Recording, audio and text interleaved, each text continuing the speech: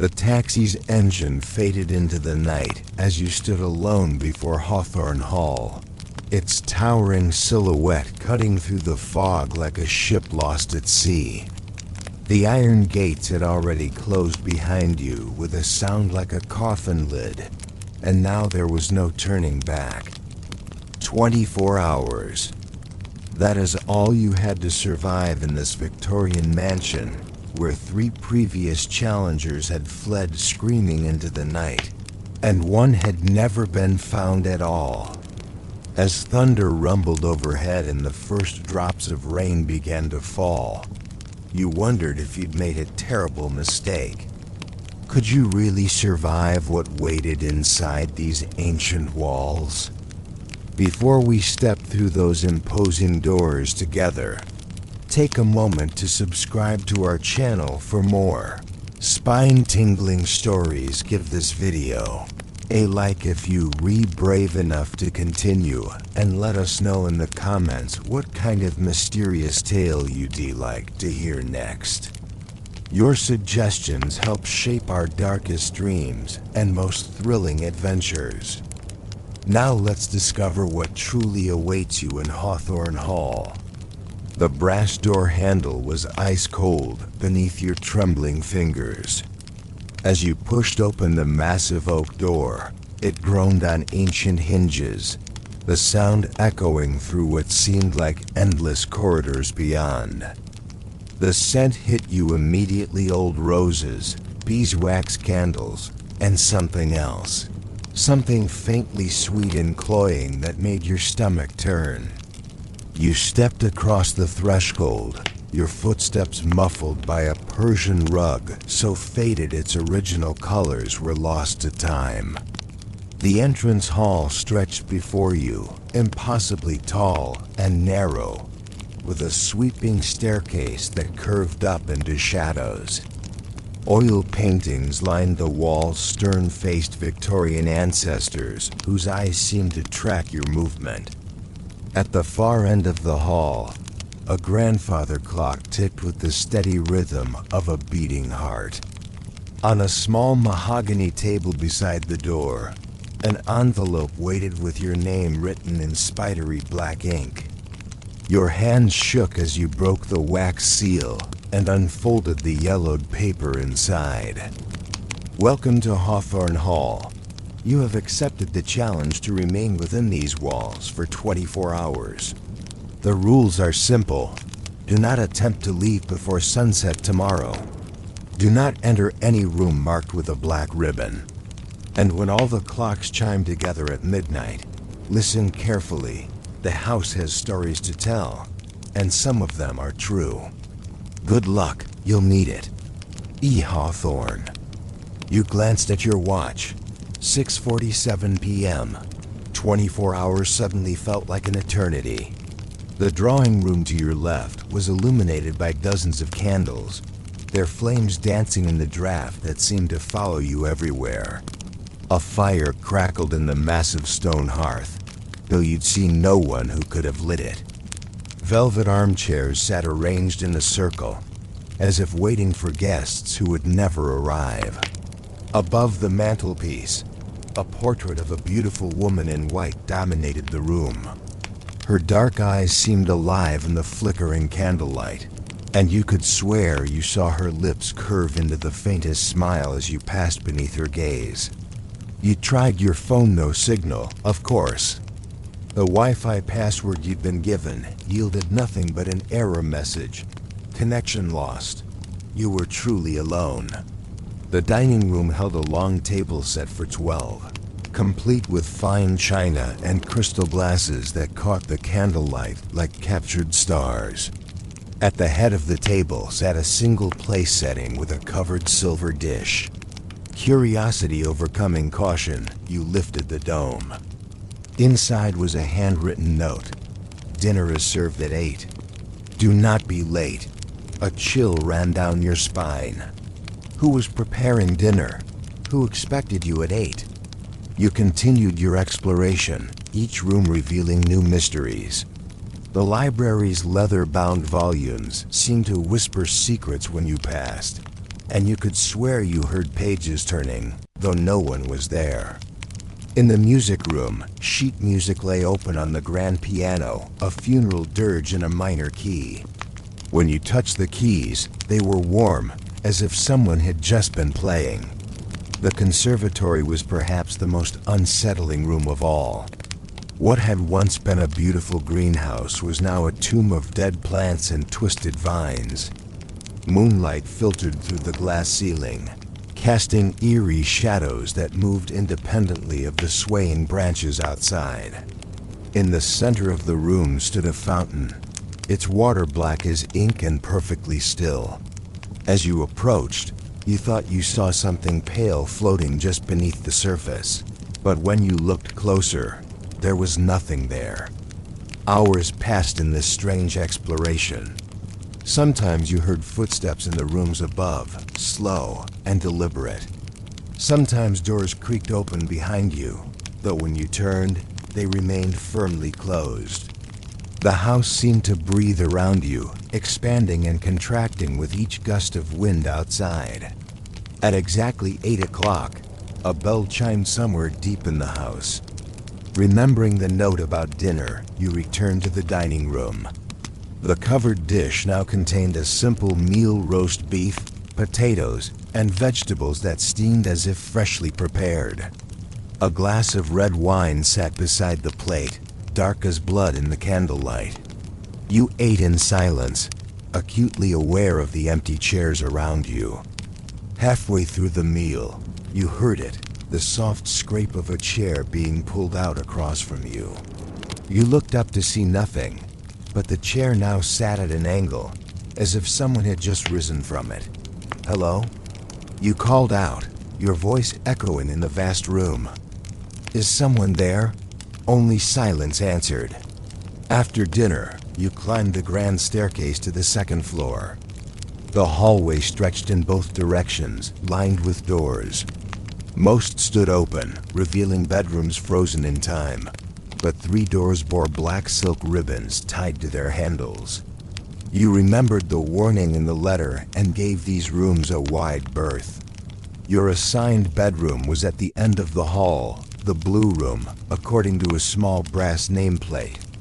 It was beautiful in a melancholy way, with midnight blue wallpaper and heavy velvet curtains. A 4-poster bed dominated the space, its canopy draped in silk that seemed to shimmer in the candlelight. A fire burned merrily in the grate, and your luggage sat on a bench at the foot of the bed, though you couldn't remember bringing it upstairs. On the knitstand, another note waited: "Sleep well. The real test begins at midnight." You tried to read, tried to distract yourself, but the words swam on the page. The house seemed to grow more active as the night deepened.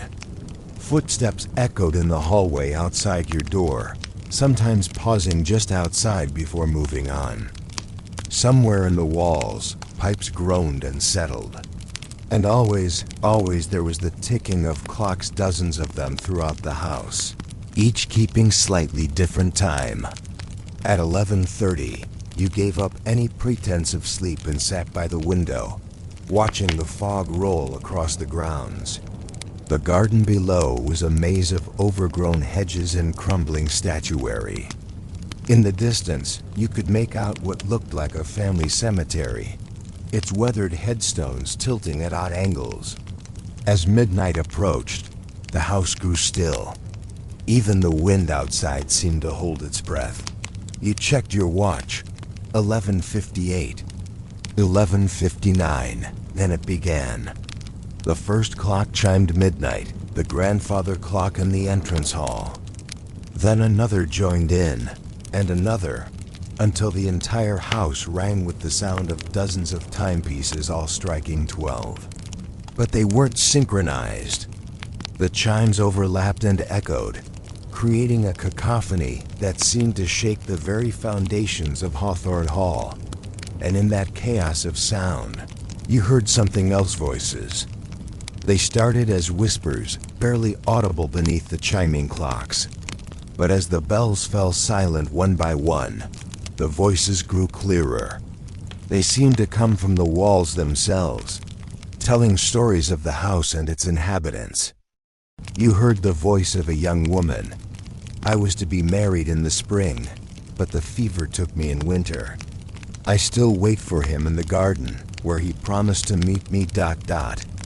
An old man's voice followed. I built this house with my own hands, every board and nail. It was to be my legacy, but it became my prison. I can never leave. A child's voice, high and sweet. Mother says I mustn't play in the attic anymore, but the toys up there are so much more fun than mine. The rocking horse gallops all by itself. The voices continued, overlapping and intertwining, telling tales of love and loss, of secrets buried and promises broken. You pressed your hands to your ears, but the voices seemed to come from inside your head now. Then suddenly silence. You lowered your hands, heart pounding. The house felt different now, charged with an energy that made your skin crawl.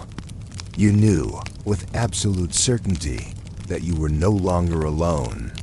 A soft knock came at your door, 3 gentle raps. You froze, not daring to breathe.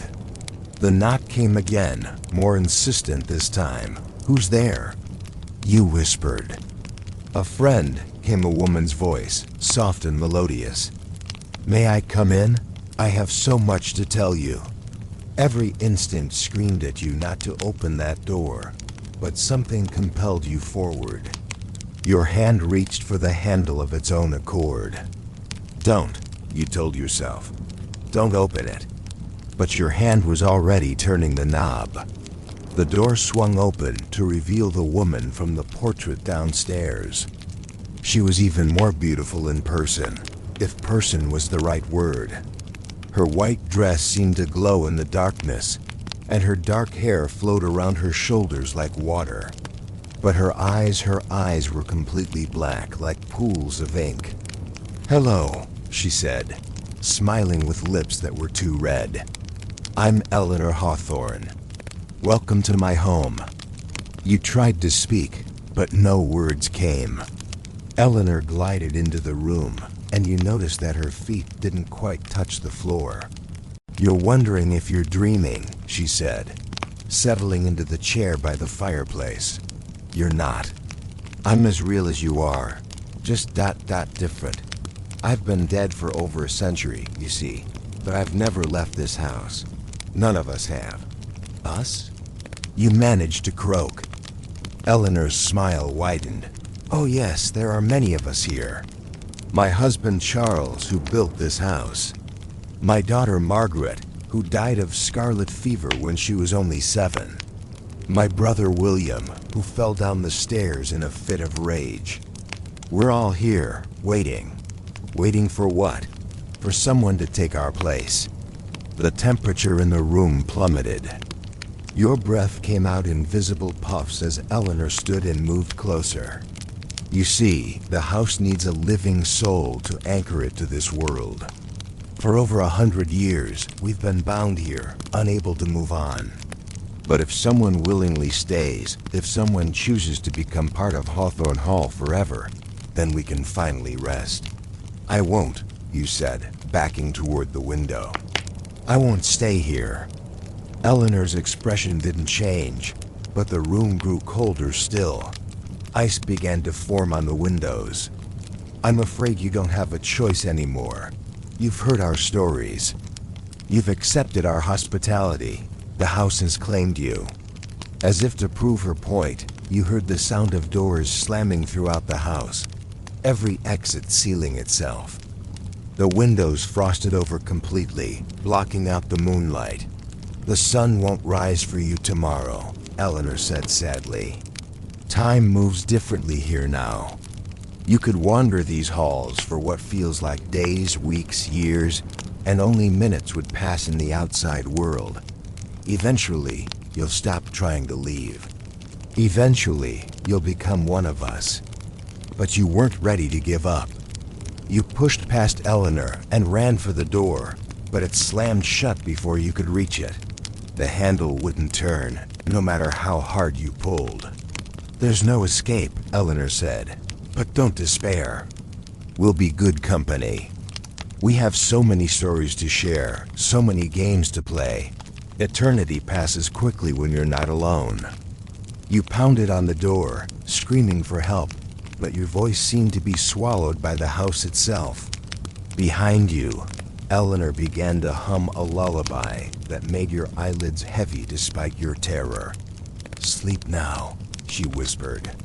"When you wake, you'll understand. You'll see how beautiful it is here, how peaceful. You'll wonder why you ever wanted to leave.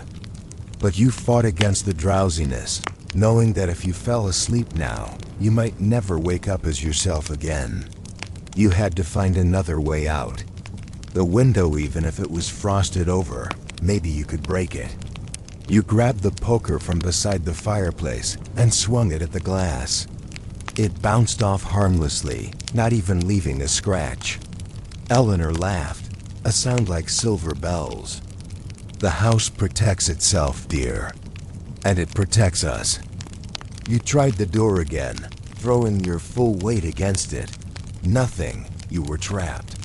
But then you remembered something. The letter had mentioned rooms marked with black ribbons. Rooms you weren't supposed to enter. Maybe there was a reason for that warning. Maybe those rooms held the key to escape. "I need to use the bathroom," you said, trying to keep your voice steady. Eleanor tilted her head, considering. "Very well. But don't try anything foolish. The house is watching." The door opened at her gesture, and you stepped into the hallway. It looked different now longer, with more doors than you remembered. The black ribbons on the forbidden doors seemed to flutter in a breeze you couldn't feel. You walked slowly toward the nearest marked door, acutely aware of Eleanor following behind you. As you reached for the ribbon, her hand shot out and grabbed your wrist. "I wouldn't," she said, her grip ice cold. "Those rooms are dangerous, even for us." "Why?" you asked. "What's in them?" Eleanor's perfect composure cracked for just a moment, and you saw fear flicker across her face. Things that should stay buried. Memories too painful to bear. The darkest moments of this house's history. But her fear gave you hope. If Eleanor was afraid of those rooms, maybe they held power she couldn't control. You yanked your hand free and grabbed the ribbon, tearing it away from the door handle. Eleanor screamed a sound like breaking glass, and the temperature dropped even further. Ice crystals began forming on the walls. "Don't!" she cried. "You don't understand what you're doing." But you were already turning the handle. The door swung open, revealing a child's nursery. Toys lay scattered on the floor, and a rocking horse moved gently back and forth in the corner. But something was wrong with the scene. The toys were covered in what looked like dried blood, and the wallpaper was peeling and stained. A small figure materialized in the center of the room, a little girl in a white nightgown, her face pale as porcelain. "Margaret," Eleanor whispered behind you. The child turned toward you, and you saw that half her face was missing, eaten away by disease. When she spoke, her voice was like the rustle of dead leaves. "Mama, why did you let me die? Why didn't you save me?" Eleanor sobbed, a sound of pure anguish. "I tried, my darling. I tried everything." "You let the fever take me," Margaret accused. "You chose to save yourself instead." The truth hit you like a physical blow. Eleanor hadn't died of natural causes. She had killed herself rather than face the guilt of her daughter as death. And that guilt, that unresolved pain, was what kept her bound to this house. You understood now. The house fed on unfinished business, on souls too tormented to move on. But confronting that pain, facing the truth, might be the key to breaking its hold. You moved to the next forbidden room, ignoring Eleanor's pleas to stop. This one revealed a study where a man sat slumped over a desk, a pistol in his hand and a hole in his head. Papers scattered around him showed mounting debts, failed investments, a family fortune lost to gambling and poor decisions. "Charles," Eleanor whispered. He couldn't face the shame of losing everything. He took the coward's way out. The third room was the worst of all. It showed Eleanor herself, standing in the conservatory with a bottle of poison in her hand. You watched in horror as her ghostly form drank the contents, choosing death over the pain of living with her failures. "Now you know," Eleanor said, her voice broken. "Now you understand why we can't leave. We not here because the house won't let us go. We here because we won't let ourselves go." But understanding brought power. You turned to face Eleanor, no longer afraid. "You have a choice," you said. "You've always had a choice. You can stay here forever, trapped by your guilt and regret, or you can forgive yourselves and move on."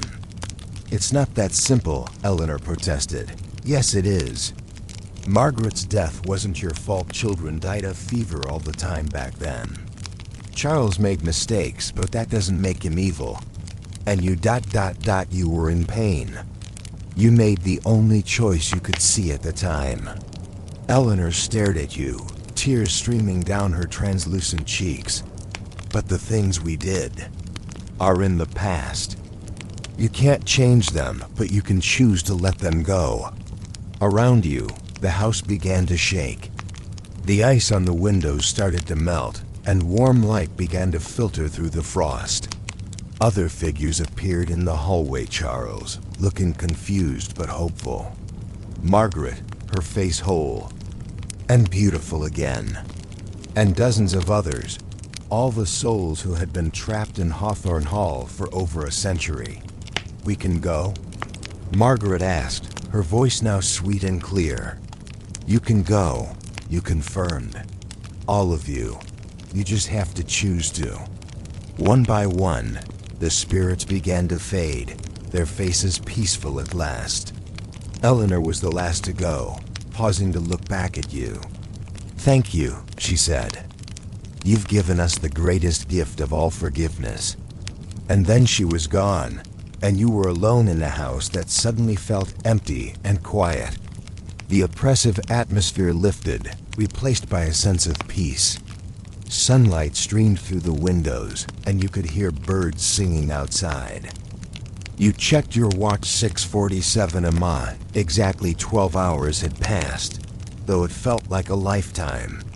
The front door stood open, no longer barred against your exit. As you walked down the grand staircase for the last time, you found one final note on the entrance table. "Thank you for setting us free. Hawthorne Hall is yours now, if you want it. But we think you'll choose to leave, and that's okay too. Some houses are meant to be empty, to rest in peace at last." With gratitude, the Hawthorne family, you stepped out into the morning light, breathing deeply of the fresh air. Behind you, Hawthorne Hall stood silent and still, no longer haunted but simply old, a beautiful relic of a bygone era. The taxi was waiting at the gate, just as promised. As you climbed in and looked back one last time, you could swear you saw figures in the windows: Eleanor, Charles, Margaret, and all the others waving goodbye before fading into the morning light. You had survived your 24 hours in the Victorian House, but more than that, you had helped lost souls find their way home.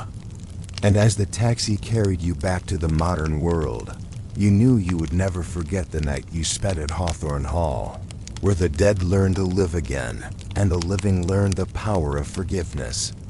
The house still stands there, they say, empty now but peaceful. Some claim it's for sale, while others insist it's been torn down. But those who know the truth understand that Hawthorne Hall serves a different purpose now, not as a prison for the tormented, but as a reminder that even the deepest wounds can heal, and even the most lost souls can find their way to the light.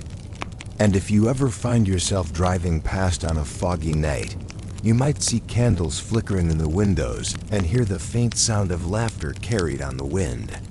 But don't be afraid. Those are happy sounds now. The echoes of souls finally at peace, celebrating their freedom in the house where they once were trapped.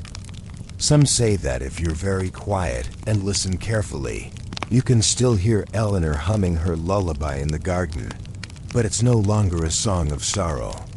It's a song of gratitude, a melody of hope, a gentle reminder that love transcends death, and forgiveness can set even the most tormented spirits free.